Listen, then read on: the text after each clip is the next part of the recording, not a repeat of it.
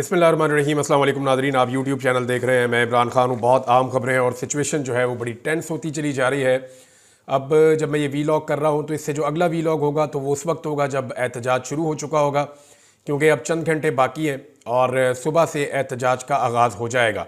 एतवार 24 नवंबर ये पाकिस्तान की तारीख का एक यादगार दिन होगा और उसकी वजह यह है कि पाकिस्तानियों के पास एक बहुत बड़ा मौका है कि वो अपना हक हासिल कर सकते हैं और एस्टेब्लिशमेंट और उसके गलत फैसलों को हमेशा के लिए शिकस्त दे सकते हैं। पाकिस्तान तहरीक इंसाफ ने एक हंगामी मीटिंग की है। उस मीटिंग के अंदर जो चीज़ें तय हुई वो मैं पहले आपके सामने रख दूं। पाकिस्तान तहरीक इंसाफ की पॉलिटिकल कमेटी का हंगामी इजलास हुआ और ये 22 और 23 नवंबर की दरमियानी रात को हुआ था, जिसमें इस बात का फैसला किया गया कि इमरान खान की हदायत के मुताबिक जो पुरअमन एहतजाजी तहरीक है उसका आगाज़ 24 नवंबर को अपने वक्त पर होगा और पाकिस्तान के हर शहर से होगा और काफ़िले इस्लामाबाद की तरफ अपने सफ़र का आगाज़ करेंगे। इजलास में इस बात का आदा किया गया कि ये तहरीक उस वक्त तक जारी रहेगी जब तक इसके अहदाफ हासिल नहीं हो जाते। ये है सबसे इम्पॉर्टेंट चीज़ कि जब तक हदफ हासिल नहीं हो जाता तब तक ये तहरीक जारी रहेगी। ये अहदाफ जो हैं वो मंदरजा झेल है। नंबर 1, पाकिस्तान भर में जितने भी बेगुनाह कैदी हैं और पार्टी के लीडरान हैं और कारकुनान हैं, इन सारों को जो है वो रिहा किया जाए जो लोग बेगुनाह कैद हैं। नंबर 2 जो मुतालबा है वो ये है कि 26वीं आईनी तरमीम जो है उसकी तनसीख हो, उसको ख़त्म किया जाए। तीसरा मुतालबा जो है वो बहुत इंपॉर्टेंट है कि 8 फरवरी के इलेक्शन के जो हकीकी मैंडेट है उसको बहाल किया जाए। और इसके अलावा पॉलिटिकल कमेटी ने मुल्क की बिगड़ती हुई माशी सूरत हाल और दहशतगर्दी के बढ़ते हुए वाक़यात का नोटिस भी लिया और मामलात को फौरी हल करने के ज़ुमरे में हुकूमती बेहिसी और बेबसी को शदीद तनकीद का निशाना बनाया। पॉलिटिकल कमेटी ने पाकिस्तान तहरीक इंसाफ के कारकुनान और मुख्तलिफ शोबों से ताल्लुक़ रखने वाले अवाम से अपील की है कि वो पुरअमन एहतजाज में जोक दर जोक शिरकत करके उसे कामयाब बनाएं ताकि पाकिस्तान में आइन और कानून के मुताबिक जमहूरी दौर का आगाज़ हो सके, रियासत के अवाम का एतमाद बहाल हो और एक बेहतर मुस्तकबिल की नवीद सुनाई जा सके। बेहतर मुस्तकबिल की उम्मीद तो आपको तब होगी ना जब लोगों का ट्रस्ट वापस आएगा। लोगों को मौजूदा हुकूमत के ऊपर, सिस्टम के ऊपर यकीन ही नहीं है। जब लोगों का यकीन नहीं है तो लोग इन्वेस्ट नहीं कर रहे, लोग इस मुल्क में पैसा लगाना नहीं चाहते। हुकूमत जो है उसने आखिरी कोशिशें की हैं पाकिस्तान तहरीक इंसाफ से रब्ते करके कि किसी तरह इस एहतजाज को मुअख्खर करवा दिया जाए, मुलतवी करवा दिया जाए, क्योंकि पूरा का पूरा निज़ाम डरा हुआ है। निज़ाम पूरा का पूरा स्टेक पर है। उसकी एक वजह तो ये भी है कि सब ये जानते हैं कि मामला उतना आसान नहीं है। इदारों के अंदर भी बड़ी बेचैनी है और ये खबरें हमें मिल रही हैं। ऊपर ऊपर से जो चीज़ें आपको दिखाई दे रही हैं ऐसे नहीं है, अंदर बड़ी हलचल है। इदारों में भी बड़ी बेचैनी है। ऊपर से पुरसकून और मुस्कुराते हुए चेहरे जो आपको नज़र आ रहे हैं, इनके अंदर बड़े दुख हैं, बड़े प्रॉब्लम्स हैं जिनको ये फेस कर रहे हैं और वो ये जानते हैं कि इंटरनेशनल प्रेशर एक लेवल से ज़्यादा बढ़ गया है। अगर पाकिस्तान के अंदर से कोई तहरीक चली तो ये सारा उदल पदल हो जाएगा और हमारे हाथ से गेम निकल जाएगी। जिनको मैंने जो बात समझानी थी लोगों को समझ आ गई है, इशारा काफ़ी है। अब हुकूमत ने जो रब्ता किया बैरिस्टर गौर से कि जनाब आप इसको मुअख्खर कर दें, हमारे को बेलारूस के कोई हुक्मरान आ रहे हैं। अच्छा, बेलारूस हमने पहले कभी सुना भी नहीं, उन्होंने पाकिस्तान को देना क्या है। बहरहाल आ रहे हैं तो बड़ी अच्छी बात है, हमारे मेहमान हैं वो आए। पाकिस्तान तहरीक इंसाफ ने एक सड़क से जाना है सीधा और एक डी चौक में पहुँचना है, वहाँ उन्होंने एहतजाज करना है। तो वो तो मेहमान आ सकते हैं, वो हेलीकॉप्टर पे आएंगे, बड़े आराम से पहुँचेंगे, अपना इंजॉय करें, अपनी एक्टिविटी देखें। मेहमानों को तो कोई कुछ नहीं कह रहा, उनको तो वेलकम करती है सारी पाकिस्तान की कौम। हम तो इस हवाले से पाकिस्तानी कौम बड़े ज़बरदस्त लोग हैं। तो ये तो हुकूमत ने खुद ऑप्शन लिया कि सारा कुछ बंद कर दिया। बहरहाल बैरिस्टर गौर ने कहा जी कि मैं अपनी पार्टी से पूछ के आपको बताऊँगा। जबकि अली अमीन गंडापुर से जब रब्ता किया गया और उनसे पूछा गया इस हवाले से तो उन्होंने कहा जी मेरा तो कंट्रोल ही इमरान खान के पास है, मुझे तो जो इमरान खान कहेगा मैं अब वही करूंगा। माजी में उनके साथ लोगों के गिले शिकवे रहे, लगता है कि वो गिले शिकवे धोने के मूड में है। उन्होंने कहा जी मुज़ाकरात अगर होंगे तो इमरान खान साहब बाहर आएंगे, उनके आने के बाद होंगे। इमरान खान साहब बाहर आ जाए, वो आगे बताएं, फिर मुज़ाकरात करेंगे। अभी कोई मुज़ाकरात नहीं है और मैं इस एहतजाज को नहीं रोक सकता, मेरा कंट्रोल इमरान खान के पास है। मामला वहीं जाके फंस गया जहाँ पे अक्टूबर में फंसा हुआ था, लेकिन अक्टूबर में लीडरशिप ने काम खराब कर दिया था। इस दफ़ा देखते हैं क्या होता है। दूसरी एक खबर यह है कि धमकियां लगवाई जा रही हैं बहुत ज़्यादा। हुकूमत दोनों काम कर रही है, एक तरफ रिक्वेस्ट करती है, मिन्नत करती है, पाँव पकड़ती है, दूसरी तरफ हुकूमत धमकियां भी लगाती है। अब धमकियां लगाने के लिए जो बंदे एस्टेब्लिशमेंट ने रखे हुए हैं वो फैसल वाडा टाइप के हैं, कुछ जर्नलिस्ट भी हैं हमारे। अब वो आगे धमकियां लगाते हैं कि लोगों को बहुत मारेंगे, बड़ी फैंटी लगाएंगे, इस तरह मारेंगे, खाले उधेड़ देंगे, ये करेंगे वो करेंगे। और बेशर्मो बेगैरतो जाके दहशतगर्दों को धमकियां लगाओ। बेशर्म लोगों, जाके धमकियां लगानी है तो उनको लगाओ जो पाकिस्तानियों का खून बहा रहे हैं। तहरीक इंसाफ ने कितने बंदे मारे हैं आज तक? कोई बंदा नहीं मारा। तहरीक इंसाफ के अपने बंदे मारे गए हैं कई। अभी दोबारा कल परसों एक और आदमी जो है वो बेचारा अपने घर में था, उसके ऊपर अटैक किया, वो भाग रहा था, उसको मार दिया पकड़ के। तो लगातार पाकिस्तान तहरीक इंसाफ का खून बहा है। ये कोई दहशतगर्द जमात नहीं है, पाकिस्तान की एक पॉलिटिकल पार्टी है। आप इससे मुज़ाकरात भी करना चाहते हैं, दरखास्तें भी आप इनसे करते हैं, और फिर आप इनको धमकियां भी लगाते हैं। भाई धमकियां लगानी तो पाकिस्तान के दुश्मनों को जाके लगाओ, वहां तुम चुप हो जाते हो, वहां तुम्हारी आवाज नहीं निकलती, वहां तुम कुछ कर नहीं सकते। जब मारोगे अपने लोगों को मारोगे क्या? यानी ये जो फैसल वाला धमकियां लगा रहा है किसके बेहाव पे लगा रहा है? ये जो बाकी लोग धमकियां लगा रहे हैं किसके बेहाव पे लगा रहे हैं? क्या रियासत पाकिस्तान को वो ये चाहते हैं कि वो पाकिस्तान के शहरियों को ही मारे बस, दहशतगर्दों से नहीं लड़ना, मुकाबला नहीं करना दुश्मन का? तो वहां पे इनकी जुबान बंद हो जाती है। जो धमकी लगानी है अपने लोगों की लगानी है इन्होंने। अब इसके बाद जो है मोहसिन नकवी ने एक और स्टेटमेंट दिया। उसने कहा जी हम मजबूर हूं और इस्लामाबाद हाई कोर्ट के हुक्म का पाबंद हूं, और इस्लामाबाद का हाई कोर्ट जो है उसका हुक्म है कि इस्लामाबाद में कोई एहतजाज नहीं होगा, तो उसकी इजाज़त नहीं देंगे। और भाई इस्लामाबाद हाई कोर्ट का हुक्म क्या है, उसकी क्या हैसियत है? अभी इस्लामाबाद हाई कोर्ट ने बार बार हुक्म दिया, आके इस्लामाबाद हाई कोर्ट में माजरत भी की, फिर भी इमरान खान से मुलाकात नहीं करवा रहे इमरान खान साहब के पार्टी के लोगों की। जूते के नोक के ऊपर रखा हुआ है सिर्फ अडियाला जेल के अमले ने इस्लामाबाद हाई कोर्ट का हुक्म। इधर वजीर दाखिला इतने अच्छे बन के दिखा रहे हैं। हाई कोर्ट्स की और जजों की इज्जत आपने खुद ही खत्म कर दी है। जब भी कभी कोई जज गैरत में आएगा और आकर कहेगा जी मेरा हुक्म क्यों नहीं माना, तो उसके सामने 100 मिसालें पेश की जा सकती हैं कि जनाब आपने 40 दफा कहा कि इमरान खान को मिलवाओ, उन्होंने नहीं मिलवाया। आपने फलां काम कहा, उन्होंने नहीं किया। आपने उसको छोड़ने को कहा, उन्होंने नहीं छोड़ा। आपने कहा इसको ट्रैवल करने दो, इन्होंने नहीं करने दिया। हजारों ऐसी चीजें की गई हैं कि इस्लामाबाद हाई कोर्ट या सुप्रीम कोर्ट, अब अदालत का हुक्म मानना है तो जाओ जाके मखसूस नशिस्तें पाकिस्तान तहरीक इंसाफ को दे दो। तहरीक इंसाफ की मखसूस नशिस्तें हैं ना, वो उनको दे दी जाए। अदालत का हुक्म मानना है तो जो तहरीक इंसाफ के लोग हैं उनके एफिडेविट के मुताबिक उनको तहरीक इंसाफ का साबित किया जाए। अदालती हुक्म इन्होंने सिर्फ वही मानना होता है जहां पे इन्होंने फस्तायत, जबर और जुल्म के लिए अदालती ऑर्डर का सहारा लेना होता है।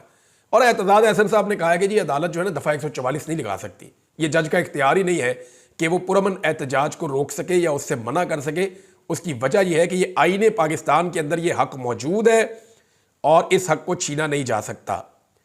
अब एक और चीज़ है नाज़रीन, वो मैं आपके साथ शेयर करता हूं कि और किसी को यकीन है या नहीं है, मौजूदा हुक्मरानों को पूरा यकीन है कि इनकलाब बिल्कुल करीब आ चुका है। वो इसलिए कि मैंने मुख्तलिफ जगहों से रिपोर्टें इकट्ठी की तो पता चला कि इनके अपने घरों की तरफ जाने वाले जितने रास्ते हैं ना, उन सब के ऊपर डबल सिक्योरिटी खड़ी की गई है। वहां ज्यादा कंटेनर पहुंचाए गए हैं, वहां ज्यादा रुकावटें लगाई गई हैं। यानी इनको इस बात का आइडिया है कि किसी वक्त भी पाकिस्तान में इनकलाब आ सकता है। ये उसको रोकने की पूरी कोशिश करेंगे, पूरी रियासती मशीनरी को इस्तेमाल करेंगे, पुलिस को इस्तेमाल करेंगे, इदारों को इस्तेमाल करेंगे। लेकिन जो इदारों के अंदर लोग काम करते हैं, क्या उनके बच्चों ने भी इन्हीं हुक्मरानों के बच्चों का गुलाम रहना है?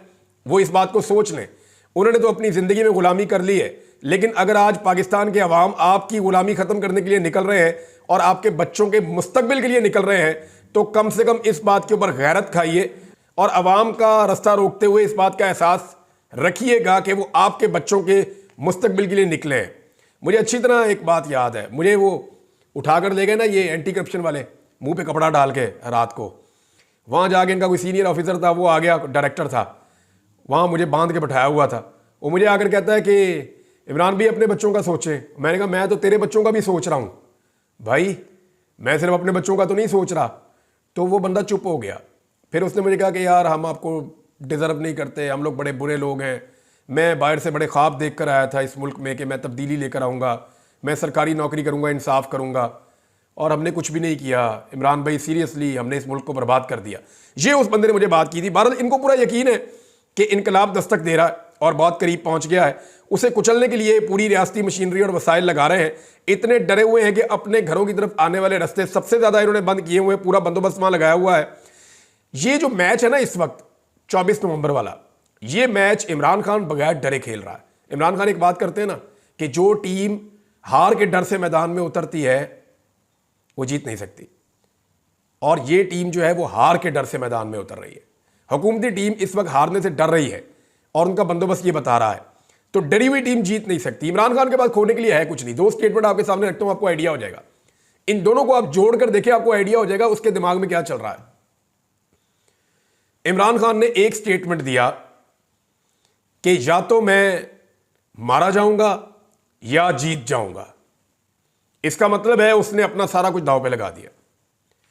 इमरान खान के पास और कुछ दांव के ऊपर लगाने के लिए नहीं है। उसने अपनी जान भी दांव पे लगा दी है कि या तो मैं मारा जाऊंगा या जीत जाऊंगा। दूसरा स्टेटमेंट उसने कहा था कि मेरी आजादी का फैसला पाकिस्तान में होगा। यानी इमरान खान ने अपना सारा कुछ दांव पर लगाकर पाकिस्तान के अवाम के साथ अपनी उम्मीदें बांध ली हैं कि जब मैंने तो अपना सारा कुछ दांव पे लगा दिया, मैंने अपने हिस्से की मार भी खा ली, बल्कि ज्यादा मार खाई है, लेकिन मैंने भरोसा अल्लाह रब्बुल इज्जत के बाद अपनी अवाम के ऊपर किया हुआ है। वो बाहर किसी को नहीं कह रहा मुझे छुड़ाओ, कोई डील नहीं कर रहा, किसी से रब्ता नहीं कर रहा। वो एक ही बात कर रहा है कि मेरी पब्लिक फैसला करेगी, ये बंद कमरों के फैसले नहीं होंगे। तो अब अवाम के ऊपर डिपेंड करता है कि एक आदमी जिसने अवाम के लिए कुर्बानी दी है, क्या अवाम उसे अकेला छोड़ देंगे? मुझे ऐसा नहीं लगता, क्योंकि हुकूमत की जिस किस्म की टांगें कांप रही हैं या जैसी वो हरकतें कर रहे हैं, उससे तो ऐसा लगता है कि हुकूमत को इस बात का आइडिया है कि अवामी सैलाब आ रहा है। दूसरा एक और बड़ी इंपॉर्टेंट चीज़ है, मैं आपको मिसाल देकर समझा देता हूँ। हम जब क्रिकेट खेलते थे ना, तो खिलाड़ियों को लेने के लिए जाते थे। एक दो लड़के ऐसे थे जो सुबह सुबह सोते हुए बन जाते थे। उनको उठाते रहो, दरवाज़ा खटखटाते रहो, वो दरवाज़ा ही नहीं खोलते थे। एक दिन हमने क्या किया कि बाहर से ताला लगा दिया। वो अंदर से दरवाज़ा नहीं खोल रहे थे, हम बाहर से ताला लगा के चले गए। उसके बाद उन्होंने दोबारा कभी ऐसी हरकत नहीं की। तो यहाँ पे हुकूमत ने अंदर से कुंडी लगा दी है इस्लामाबाद को, सारा बंद करके ना। और इनको ये नहीं पता, इन्होंने इस्लामाबाद और लाहौर को बंद करके अंदर से ताला लगा दिया है या कुंडी लगा दी है। तो लाहौर के अंदर 1 मिलियन से ज्यादा वोट पड़ा है पाकिस्तान तरीके इंसाफ को। अगर लोग लाहौर के अंदर निकल आए तो आपको भागने का रास्ता भी नहीं मिलेगा, जो आपने ब्लॉकेज लगाए हुए हैं। इसी तरह इस्लामाबाद के अंदर आपने 30-35 हज़ार बंदा इकट्ठा किया, पुलिस वाला ज्यादा से ज्यादा। 3 लाख तो वोट पड़ा है पाकिस्तान तरीके इंसाफ को। और तरीके इंसाफ के वर्कर बड़ी तादाद में इस्लामाबाद में पहुंचे भी हुए। उन्होंने कॉल दे दी है कि वो 0 पॉइंट से शुरू हो जाएंगे अपना एहतजाज करने के लिए, डी चौक की तरफ वो जाएंगे। तो अब जनाब हुकूमत ने अंदर से कुंडी लगा दी इस्लामाबाद के।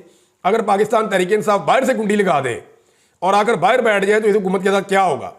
जो होगा वो मैं आपको बताता हूं, लेकिन पहले आप वजीर खजाना का स्टेटमेंट देखें। पाकिस्तान का वजीर खजाना, जिसका ताल्लुक किसी पॉलिटिकल पार्टी से नहीं है, नून लीग ने उसको सेनेटर बनाया, एस्टेब्लिशमेंट का वो आदमी है। उसने बताया कि एक दिन का अगर एहतजाज होता है और शहर बंद होते हैं तो उसका नुकसान 190 अरब रुपए होता है। 190 अरब रुपए का नुकसान होता है एक दिन अगर शहर बंद हो जाए। ये बंदिश पाकिस्तान तहरीक इंसाफ ने नहीं की। तहरीक इंसाफ ने एहतजाज करना था डी चौक में, आप पारा मार्केट खुली होती, कोई फर्क नहीं पड़ता।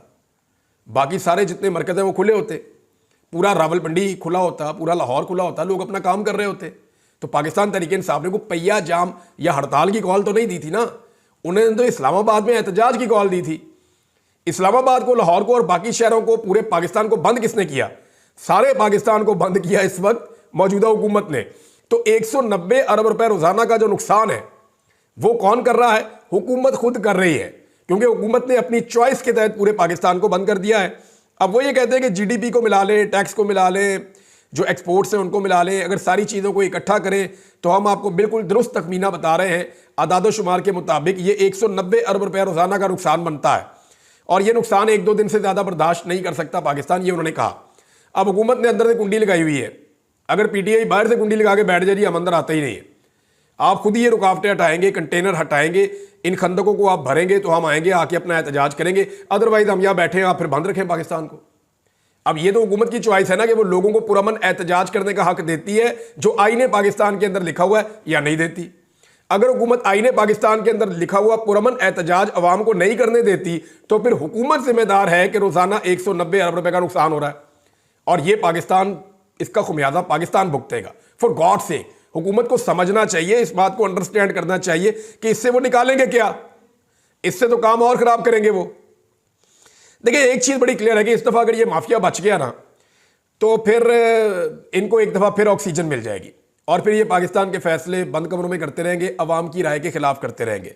यहाँ पे मईशत भी खराब होती रहेगी, महंगाई भी बढ़ती रहेगी, दहशतगर्दी भी बढ़ती रहेगी, करप्शन और लूटमार बढ़ती रहेगी, जबर और फस्तायत जो है वो इसी तरह जारी रहेगा। चंद खानदानों की हुक्मरानी है, वो पहले भी चल रही है, आइंदा भी चलेगी। अब हम अपने बचपन से ये चीज़ें देख रहे हैं, हमारे बड़ों ने इनके खिलाफ लड़ाई नहीं की, इन माफियात के खिलाफ, और अगर हम भी ये लड़ाई अपने बच्चों के लिए छोड़ जाएंगे तो कल उनको लड़नी पड़ेगी।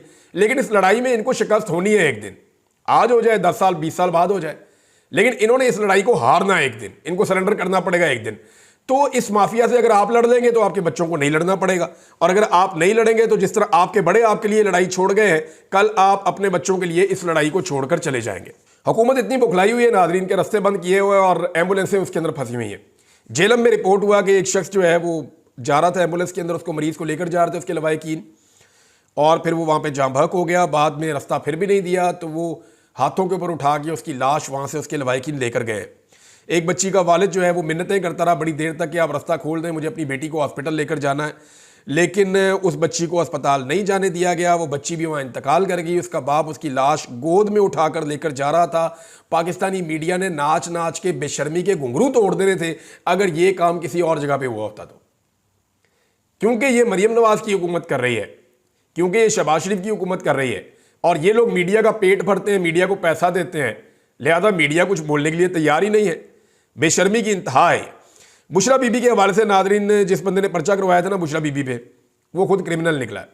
मैं आपको जरा थोड़ा सा रिकॉर्ड बता देता हूँ कि जब शहीद अरशद शरीफ पे पर्चे हुए ना तो उन्होंने तहकीकात की थी, मेरे ऊपर हुए, उन पे हुए, साबिर शाकिर पे हुए और सभी इब्राहिम साहब पे, हम 4 लोगों पे पहले पर्चे हुए थे। वो जो मुद्दई थे ना, जब हम मुद्दइयों तक पहुंचे तो पता चला कि उन मुद्दइयों में सारे ही तकरीबन जो है वो क्रिमिनल्स हैं, वो जराइम पेशा लोग हैं। और वो क्योंकि एजेंसियों की तरफ से पुलिस को कहा गया था कि ये आपने FIR दर्ज करनी है इन 4 सहाफ़ियों पे, तो पुलिस ने ऐसा किया कि वो मुद्दई जो क्रिमिनल टाइप के लोग होते हैं उनको बुलाया, तरह है पर्चा दे, इस पर दस्तखत कर। वो बेचारे क्रिमिनल हैं, उन्होंने बेचारों ने दस्तखत कर दिए। तो इसी तरह बुशरा बीबी का जो मुकदमा जनूबी पंजाब में दर्ज करवाया मरियम नवाज ने, वो भी एक जराइम पेशा फ़र्द को इस्तेमाल किया। गुलाम यासीन के खिलाफ मुख्तलिफ थानों में मुकदमात दर्ज हैं, ये सज़ा याफ्ता भी है, और जिस थाने में इसने मुकदमा दर्ज करवाया इसी थाने में भी ये मुलजिम रह चुका है और इसे सज़ा भी हो चुकी है। यानी इसके ऊपर अजीबोगरीब किस्म के मुकदमात हैं और बेशरम किस्म का आदमी है, इसको उठा के तो बुशरा बीबी के खिलाफ एक मुद्दई के तौर पे खड़ा कर दिया रियासत ने और मुकदमा करवा दिया। जो करने वाला काम है वो ये नहीं कर रहे। यानी इस वक्त ज़िला करम के अंदर सूरत हाल इतनी ख़राब है कि मज़ीद 20 के करीब लोग वहाँ पर जांबक हो गए। यानी पहले जो कुछ हुआ रास्ते में, जो एक टारगेट किलिंग हुई, दहशतगर्दी का वाक़या हुआ, 45 लोग वहाँ पर जान से गए। उसके बाद अब जो है वो 18 से 20 लोग दोबारा रिपोर्ट हो रहे हैं कि वो जो झड़पें हो रही हैं, जो लड़ाइयाँ हो रही हैं, उसके अंदर इतने लोग जो हैं वो जाँ बाक हो गए हैं। हुकूमत का वफद, खैबर पख्तूनख्वा हुकूमत का एक वफद हेलीकॉप्टर के ऊपर जा रहा था, उनके ऊपर भी फायरिंग हुई है और उनको वज़ीर आला ने भेजा कि जाओ जाके वहाँ पे रिपोर्ट तैयार करके वो हमारे साथ शेयर करो, हम देखें कि यहाँ पे अमन कैसे लाया जा सकता है। लेकिन सिक्योरिटी तो सारी उठा कर ले गए हैं इस्लामाबाद में, तवज्जो सारी इस्लामाबाद में है, इंटेलिजेंस का ऑपरेटर सारा काम कर रहा है इस्लामाबाद के एहतजाज को रोकने के लिए। तो फिर पारा चनार क्या बेचता है? पारा चनार के अंदर लोग थोड़ी हैं, वो तो जानवर ऐसे लगता है जो जान से जा रहे हैं, जो मारे जा रहे हैं। शायद वो पाकिस्तानी शहरी नहीं है। यानी मरियम नवाज ने थोड़े दिन पहले जो एक जुमला बोला था ना, जो फैसल वाडा के मुंह से रिपोर्ट हुआ, मैंने इरशाद भट्टी के उसमें पढ़ा तहरीर में, तो इनके सामने अवाम की इतनी औकात है। याद है इसने अरशद शरीफ का मजाक भी उड़ाया था, डेड बॉडी का। इनके दिल में इंसानियत नहीं है, इनके दिल में इंसानियत है ही नहीं। यानी चाइनीज़ को भी ये कहा मुबैना तौर पे कि लोग तो मरते रहते हैं। यानी अंदाज़ा कीजिए आप, इतने बेहिस लोग हैं। अब तक के लिए इतने, अपना ख्याल रखिएगा, अपने चैनल का भी। अल्लाह हाफ़िज़।